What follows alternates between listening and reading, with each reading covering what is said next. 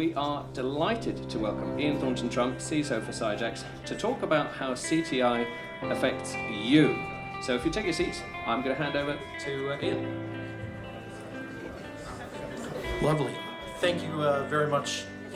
I just want to give photo credit here for Philip, who took this picture when I was in Riyadh. It was 72 hours of detox at the show that we were at, and I think it helped me out a lot. I do lots of this, and I really enjoy it. But occasionally, when Philip reached out to me and said, Ian, can we connect the dots on cyber threat intelligence or threat intelligence in general, and being more intelligence-led in what we do in terms of physical protection, I suddenly kind of took a bit of a backseat and went, maybe it's a mindset thing. Maybe we have to change, or at least have one person to red team our blue teams, right?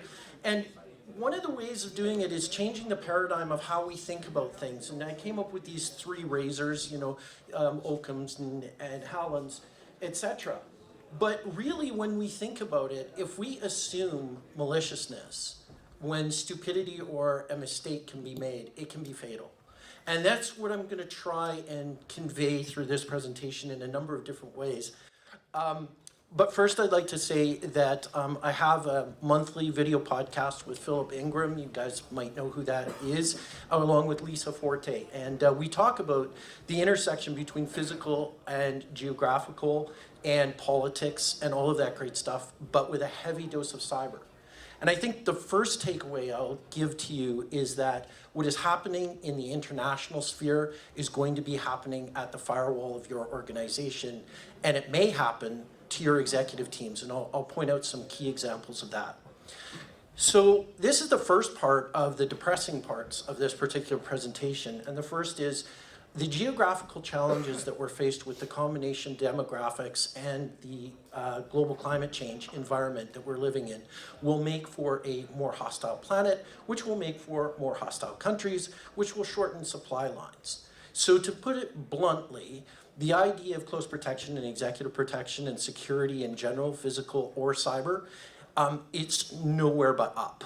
Okay, there's going to be a lot more unrest, and that unrest will strive from a couple of different things. One is there's not going to be enough workers. Germany is about to face the biggest demographic crisis it's ever faced, with 46% of the population of Germany is over the age of 40. The next segment is 16.4% of the population available to take all of those jobs and all of those things from folks that are retiring. We face crisis across a number of areas. And we have our famous protagonists, right? CRINK, as I like to call them, right? China, Russia, North Korea, and of course, Iran. Now, what's interesting about these folks is they have perfected the art of cyber attacks that also can infect the physical environment that we work in, okay? And one of the most powerful tools, and this is going to play into this presentation quite a bit, is the disinformation campaigns and how dangerous these can be. And I'll give you a few examples of all that fun stuff. But don't worry, it does get a little bit more uplifting towards the end. Piracy. We didn't think that a small bunch of rebels who are fighting for some sort of quasi-independence in a little country called Yemen would be able to disrupt international trade, to the extent that a giant ship caught in the middle of a canal disrupted the world economy. What we are seeing is non-state actors and rebels, and rebels on one side, freedom fighters on the other, being able to impact globally our economies, our freedom of movement, our ability to move goods across the global supply chain. The ramifications of this for manufacturers, for any sort of commercial endeavor, is something that needs to be paid attention to. This is an exact example of how physical security and physical threats are impacting us on a global scale. Now, I love to put this thing up there because it's sort of like the evolution of cyber attacks from the 1980s and how, now it's, a nexus of kinetic things that can be affected because everything is online, so we can utilize that capability to shut off the lights in some countries, tamper with water supplies, cause ransomware into the national health services of various countries, and in fact, take out countries at a macro level as well and prevent them from getting on the internet. All of those capabilities exist. But actually, this hasn't changed. It's always a human involved in these loops, one way or another, that has made a mistake or is deliberately trying to attack your infrastructure. And as a chief warrant officer once told me when I was a young officer in the Canadian military, which by the way gives me a huge advantage because I'll apologize for anything, for anybody, at any time.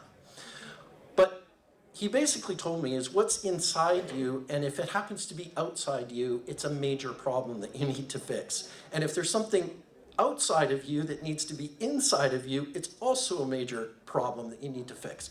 The analogy between first aid and the analogy of doing the cyber stuff is exactly this.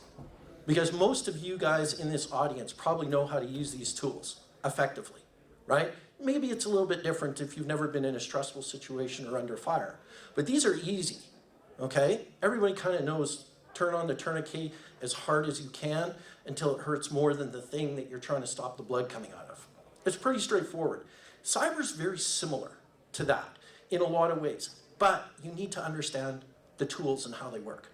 Now, for one person that was out there, and I think there was some criticality of basically intelligence and how it can inform, CPE operators and executive protection, I will give you just this one slide on a briefing in Nigeria.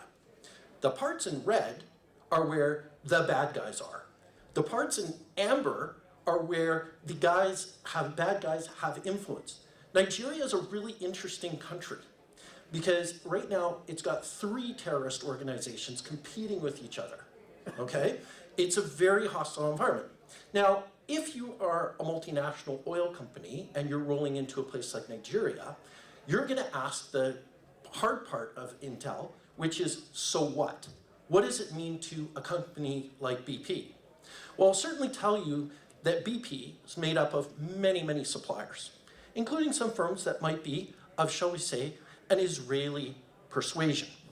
Now, 3 of the terrorist organizations in Nigeria happen to be pretty excited about different brands of fundamental Islam. So if you're going to do close protection or executive protection on a Jewish head of an investment bank that is going to the region to try and do business, your threat model is going to be a lot different than maybe an executive from a more neutral country. And that's something to really keep in mind. So part of the mission support aspect to Cyjax is really about giving you the information broadly, okay, but then drilling down into it to say, this is what we can expect from that particular area. And we know that Iran has been investing in stirring up proxies, as they usually do, and that Hezbollah has quite a presence in Nigeria, along with Boko Haram, who can only be described as, if you wanted to take ISIS and smash them together with Hezbollah, you get Boko Haram. Good times. But we've got new threat models, okay? And I pulled some headlines just to kind of see and tease out what's going on. And you might not have known that the president of Venezuela, even though he's a bit of a douchebag, was attempted to be assassinated by a drone attack. This is a realistic threat model. Now, the question, of course, is, so if that is a capability that bad guys have, maybe we need to talk about how do we counter that kind of threat, right? It gets more interesting when you track the technology. Did you guys read the Wired article about the Tetra compromise? Your Motorola radios, frequency 1, 2, 3, and 4 that you might be using, completely compromised and backdoored, okay? So this is where we go into the Offsec training part of this, which is, we don't say things like, the principal is now in hotel room 456, No, we need code words and pro words for what we're doing, because assume compromise, okay? Those are key fobs.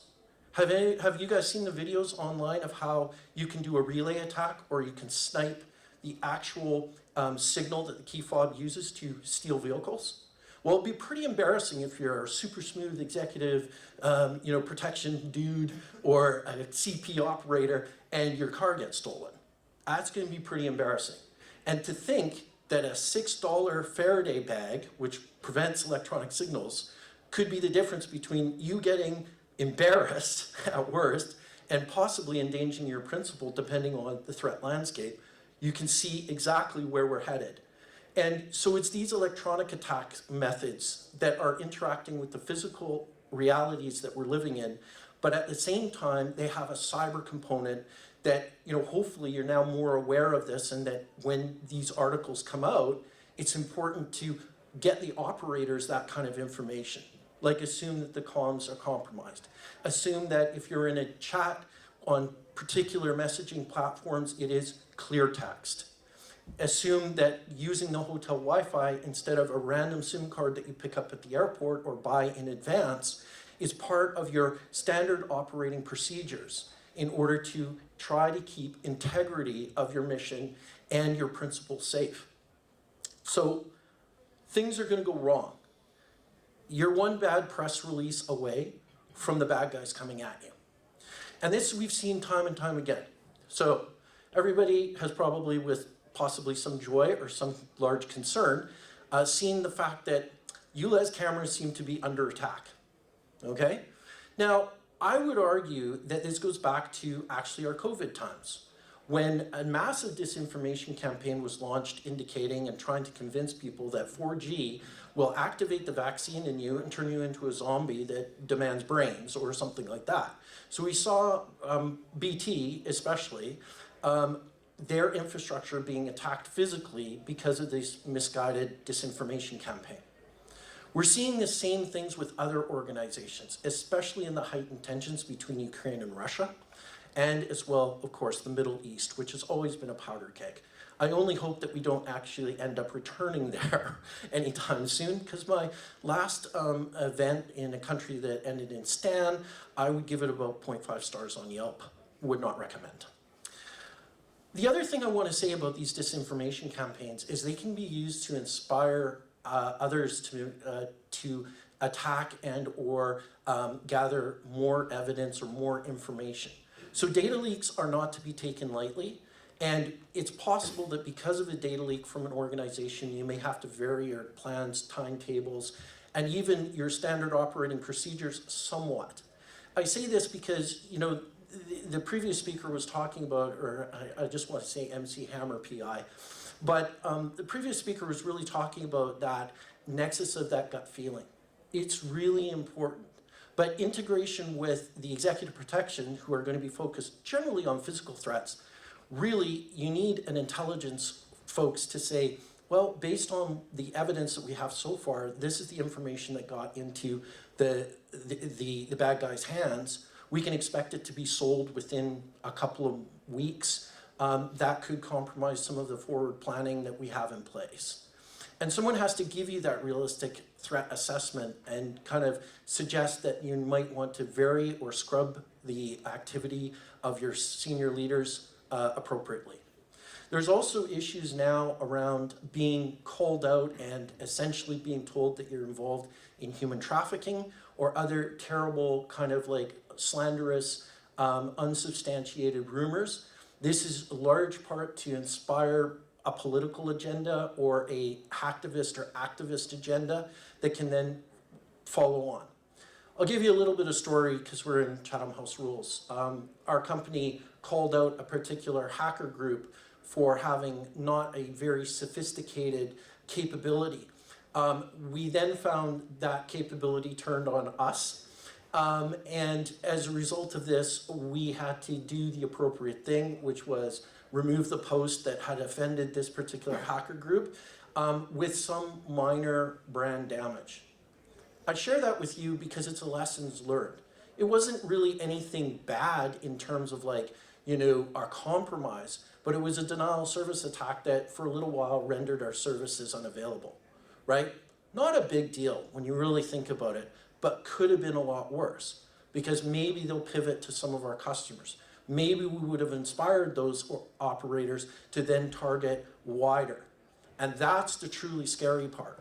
So this is actually the opportunity for your executive protection teams, your security teams to interact with the IT people, IT security specifically, the CISO, or maybe even the CTO, and have a discussion about, okay, well, what do we have out there? What do people know about our company?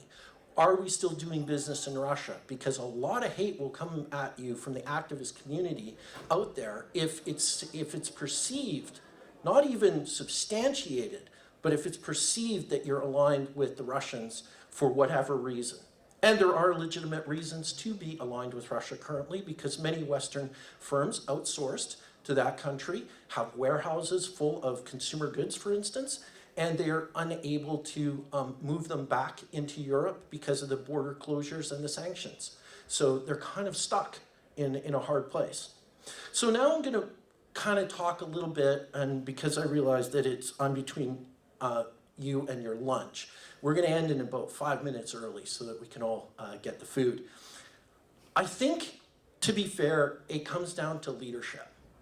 Everything is about communication, and everything is about trying to get the messages across, whether it's safety, whether it's physical security, whether it's online security. So I've been thinking about and reading this for a long time, and I would take point number 5 to heart, in that everyone should know first aid. There shouldn't be one person knowing first aid. Everyone, whether or not they're outside the wire or inside the wire, needs to know first aid. The last thing I'll give you is this. Intelligence is actually information that is then spun or is then presented to you in a fashion so that you can action it. So that's the thing that we do really well at Cyjax, is we situate ourselves as if we were you, knowing what we know, and will provide you with a reasonable threat assessment. Not to mention our global network of different companies working in different regions allows us to synthesize all of that stuff and hopefully give you a mission success. Because at the end of the day, protecting everyone, including yourselves and your company, is what this game is all about. So thank you very much, and enjoy lunch.